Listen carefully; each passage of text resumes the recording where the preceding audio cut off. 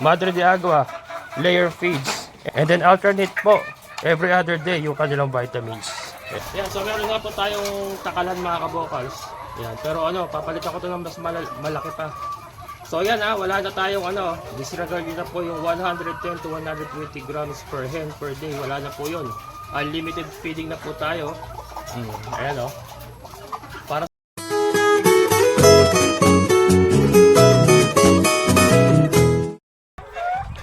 ayan mga kabokal, so nandito ulit sa ating manukan, sa ating mga layers. Time check 2:30 po. 2:30 ng hapon. Ayan, may mga itlog tayo. Ito po yung na-harvest ko kanina umaga. Ang pasensya na po, may mga nakaimbak po tayo, mga ipot. Mga ipot po yan, pero ilalabas ko po yan. Ilalatag po natin yan sa lote ni Ate Ninita.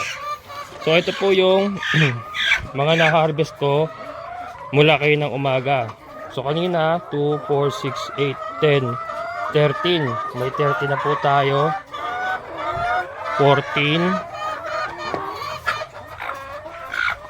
15, 16, 17, 18, 19, 20,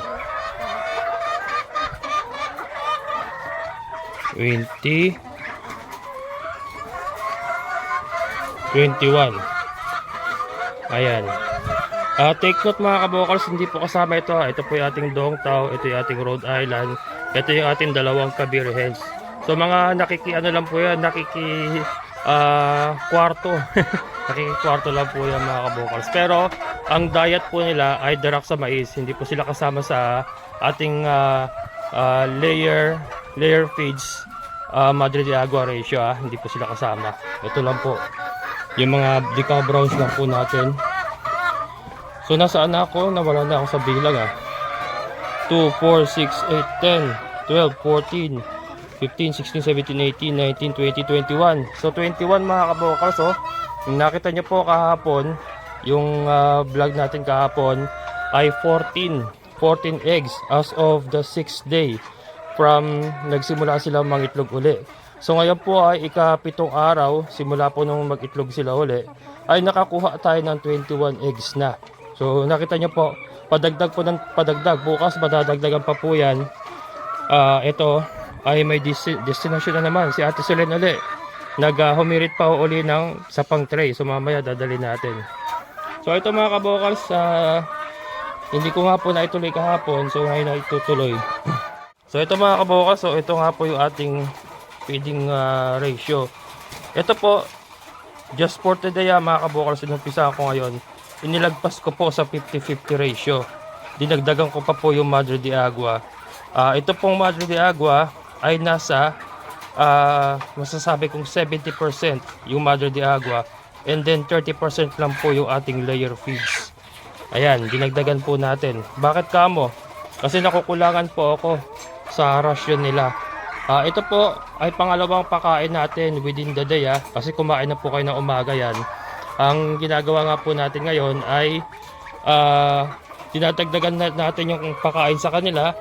Instead of 2 times a day, ginagawa na po natin 3 times a day.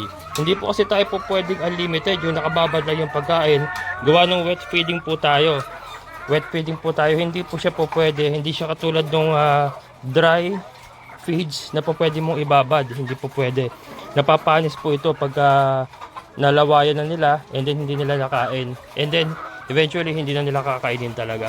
Kaya ano po tayo, kung ano lang po yung kaya nila, yun ay pinapakain natin. So hindi na po natin ginagawa yung 110 to 120 grams per hen ratio per day. Hindi na po natin sinusunod yan.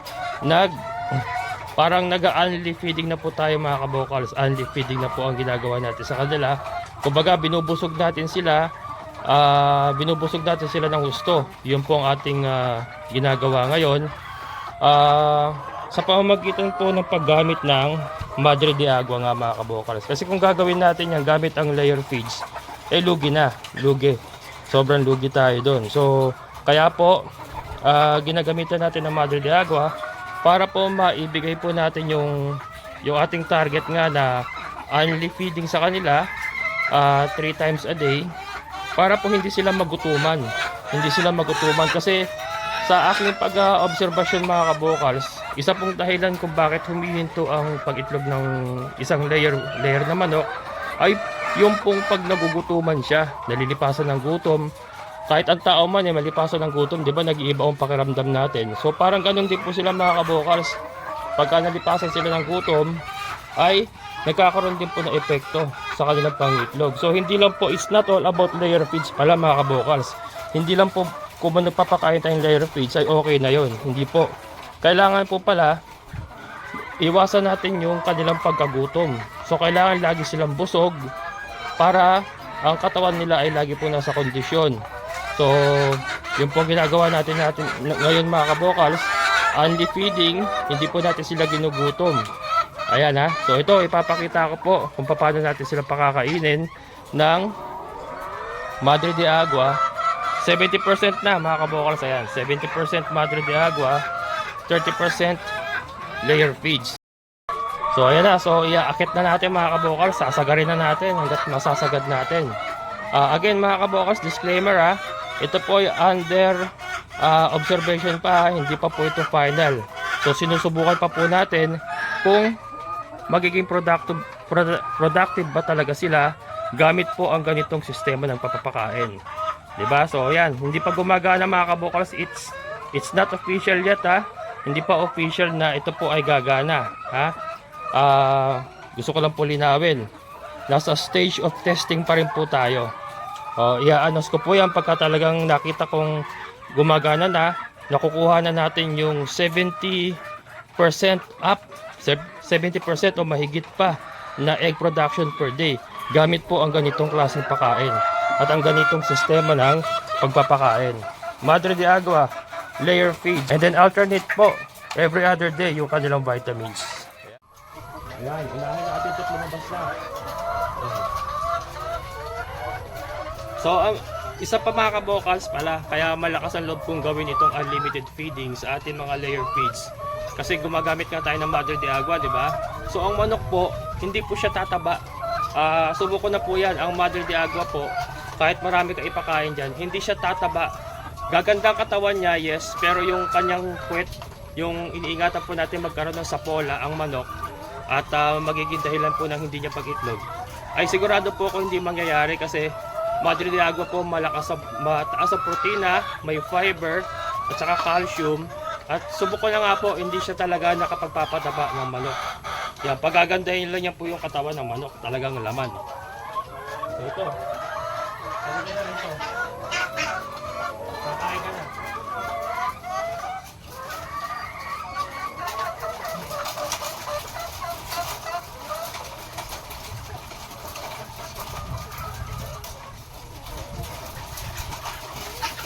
Yan, so meron nga po tayong takalan mga kabokals. Yan, pero papalitan ko ito ng mas malaki pa. So yan wala na tayong disregard na po yung 110 to 120 grams per hen per day. Wala na po yun. Unlimited feeding na po tayo. Ayan para sa dalawang manok lang po yan. Yan.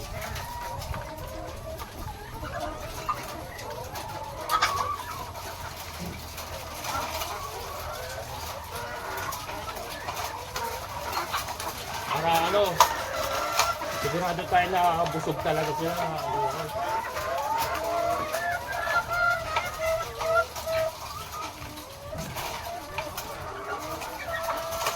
Isa po mong maganda sa greens, sa Madre de Agua, mga dahon-dahon, madali pong matunaw. Hindi po siya yung may impacho yung manok, yung hindi natutunawan. Hindi. Ito maya-maya lang po tunaw na kagad. Wala nang laman ng bitsin na kagad.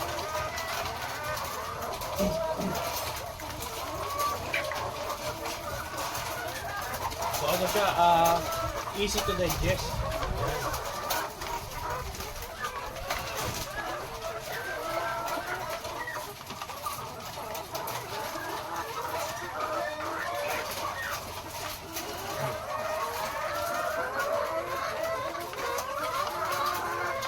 Mga kabukas, nakakita nyo ba?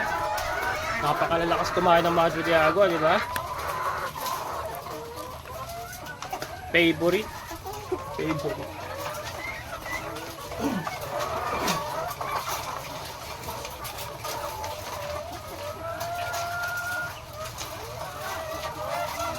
So far ay maganda ang response nila sa ating programa ginagawa kasi as of today 22 ba yun?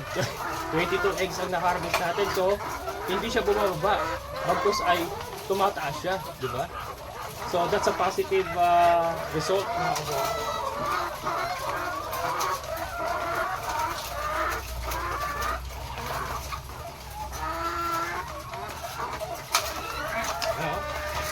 Kaya ba yan?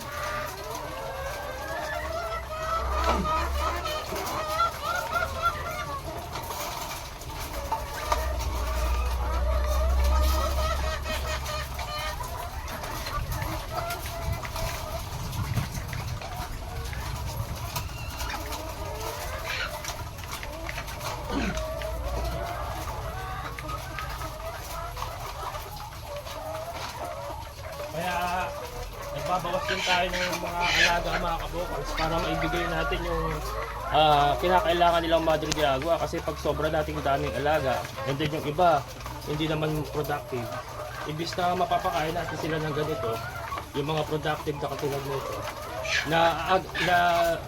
na divert pa doon sa ibang alaga natin na hindi naman talaga nagpo-produce or hindi nagbibigay ng income sa atin. So kaya yun po ang dahilan kaya binenta natin lahat ng mga oriental fawn natin at saka yung mga kabir, saka yung mga dongtaw natin, bibenta na po natin yan.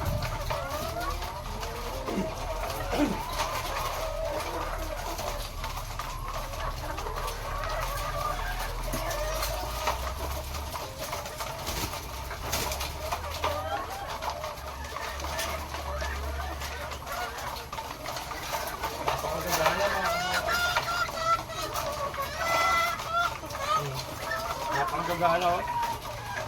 Sa inyo, dahon lang yung nakakain nila. Libre.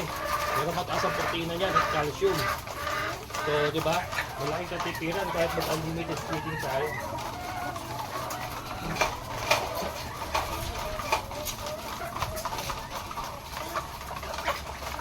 Isa pang kagandahan nito mga kabukal, since yung Madre de Agua nga ay mataas ang calcium at saka green siya, yung shell ng itlog nila ay mas matibay. Yung po ang napansin sa mga kabukal, mas matibay yung shell ng itlog.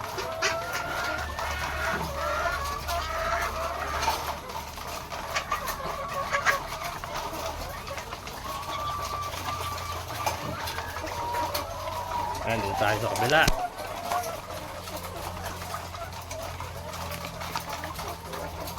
Yung ating dalawang white leghorn Rhode Island ay productive na rin.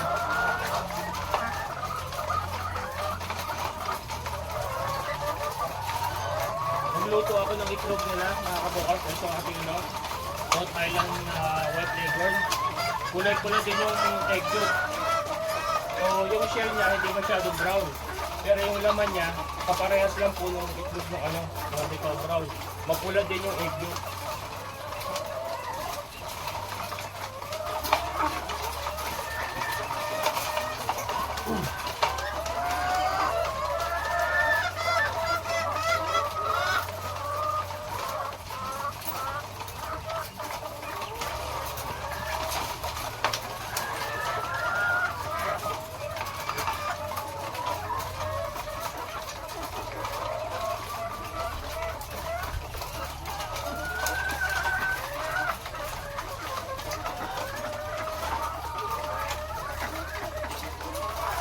So again mga kabukals wala pa tayong competition as of now kasi ongoing pa nga yung ating testing. Pagka talagang pulido na, kumbaga sa pulido na, napatunayan natin na productive sila sa ganitong sistema, saka po ako magbibigay sa inyo ng breakdown at saka yung feeding ratio talaga natin para ma-share ko sa inyo.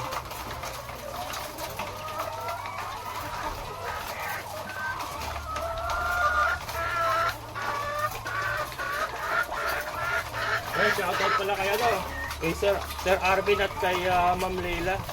yung viewer natin na meron ding lote dyan sa kabila. Ayan, suki natin sa itlog. Ayan, ma'am, sir, meron na tayo itlog. Yan, PM lang kayo pagka gusto nyo. Available na ulit ang ating egg, brown eggs, fresh from the puwet.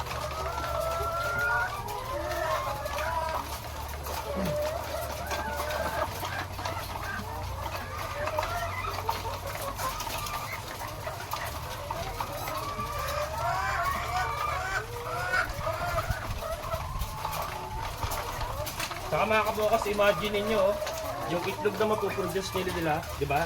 Yung itlog na mapuproduce nila, syempre, mas healthy kaysa dun sa conventional na itlog na nabibili natin na pinaitlog sa purong layer feeds at mga vitamina.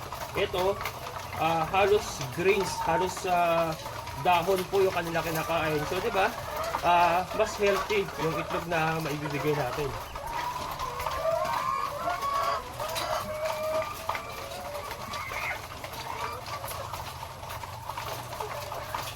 Pero hindi po natin sasabing organic ha, kasi mahirap pong gumawa ng organic. Marami pong proseso yan, may mga certification pa po yan para masabi mo organic ay yung produkto. Doon lang po tayo. Doon lang po tayo sa healthy eggs. Yan, healthy eggs. Kita nyo naman kung kayo pinanunod sa akin. Diba? Meron pa bang magdududa na hindi healthy ang itlog na may bibigay nila? Ito, halos puro greens ang kinakain nila mga kabukal. Natural.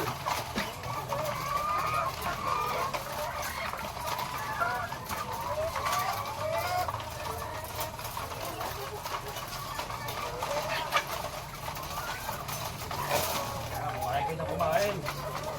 Marami tayo yan. Kung lumabas ka na naman.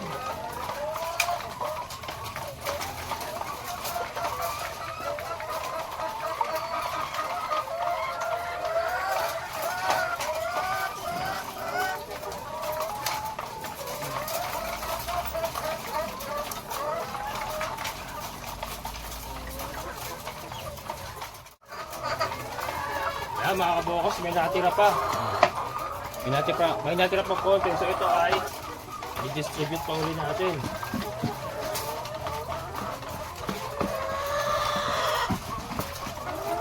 Mas konti na lang para lahat sila, halos lahat sila mabibigyan. Mga ganyan na lang. Hati-hatiin natin yan, paikot ulit. Para everybody happy.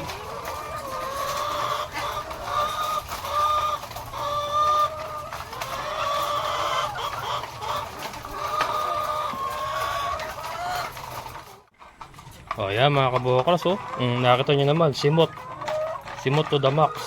Oh.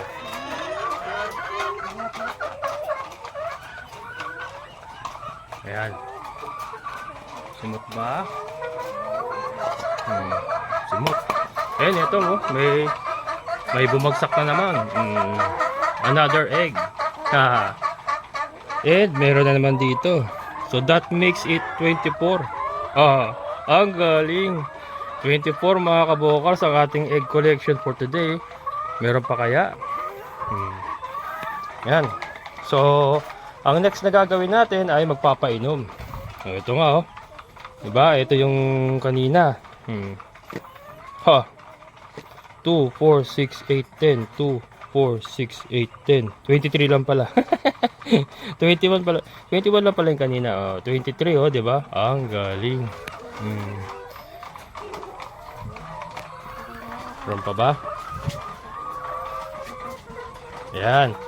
So magpapainom na tayo mga kabukals. And then ang next na kain nila ay mamayang gabi na. Mga 7. Yan. 7, 8. Yan. Yan pong kakain natin sa kanila. Ganun po ang ating sistema ngayon.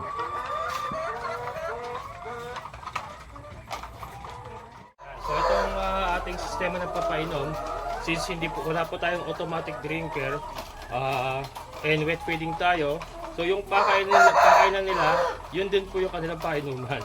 Ayan. Tapos, tinatanggal na lang natin yung laman yan bago tayo magpakain ulit. So tapon lang. Diba? ating sistema.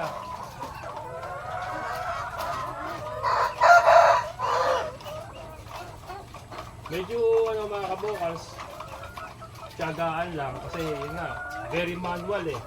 Manual na manual. Kaya lang, ang habol nga po natin kasi is yung makatipid tayo, makagamit tayo ng alternatibong pagkain. Mahirap po kasing gawin yun kung automatic feeder tayo, automatic drinker. Automatic drinker siguro po pwede. Kaya lang wala tayo nun. Automatic drinker okay yun. Para sa akin ito sa akin na naman. Mas maganda para sa akin yung ganyan na individual na pakainan. Yun nga, hindi natin kasi pwedeng ibabad yung pagkain. Kailangan yung ibibigay natin is yung mauubos lang din nila para hindi sila mapapanisan. Yan ang lalaki ng butsi. Lalaki ng butsi mga kabukals. Busog na busog. So yun po ating goal. Yung hindi sila magutuman, lagi silang busog. So maganda nga. Ayun may humabol pang dalawang itlog ulit. Ang galing. Talagang positive yung response nila sa programang ginagawa natin. After nito, deliver natin yung isang tray na itlog pa. Yung 23 na yon, kasi may natira pa kahapon, dadagdagan ko ng tira kahapon para maging isang tray. Ayun. Nakita niyo mga bukas, paglabas pa lang ng puwet, pera na kaagad. Yan po ang kagandahan sa layer na manok sa mga pipelugin. Kasi pagkain yan eh. So ultimano, basta't meron ka lang mga suki, kaya katulad ko, dami ko ng suki, dami nag-aabang. So pagka may available ako, may message ko lang sila, may itlog na rito, kukunin na yan. Let's say magpass yung isa, marami pa po, marami tayong mga clients. Marami tayong mga kliyente, ayan. Saka napakadali pong i-alok ng table eggs kasi pagkain nga yan eh. Napakadali. So wait lang po kayo mga kabukals ha. Pag na-attain na natin yung ating goal na 70% above egg production, yan, magkukwenta na tayo, ibibigay ko sa inyo yung computation. Yan, so deliver ko muna ito mga kabukals. Second tray. Yan. Pangalawang sa ngayon pong pagbabalik nila sa pag-itlog, second tray na benta po natin, 'di ba? So ang bilis lang. Yung pong kagandahan talaga sa table eggs, mabilis ibenta. Yan. Medyo magdadabing na lang tayo. But may sound system. Ayan mga kabukal, so ito yung tindahan ni Ate Sulen. Ayan, naibenta na naman natin second tray. So masaya na naman si Kalbo at kumita na naman tayo. Ayan, kaching-kaching. So hanggang dito na lang mga kabukas. Maraming salamat sa inyong muling pagsama. Sa lahat pa ng mga solid kabukas at mga solemn viewers, maraming salamat. Siyempre sa ating kaibigan Mr. Boyet, sir, thank you so much. So muli, ito yung kabukas farmer na nagsasabing sabay-sabay tayong mangarap, magsikap at kumilos. Siguradong ulad ang ating amazing na buhay. Bye-bye!